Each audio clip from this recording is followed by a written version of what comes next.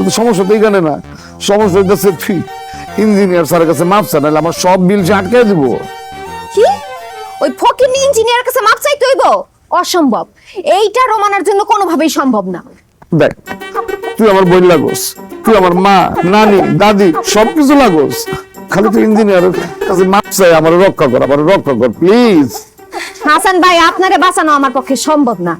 আপনি মইরে যান অথবা আমার সামনে থেকে দূরে সরে যান, নাইলে কিন্তু এই যে ইট দিয়া মাথার মধ্যে এমন শেষে মারুম 7 দিন অজ্ঞান হয়ে থাকবেন। জান বোন রে, ও বোন, তুই আমার বোন না?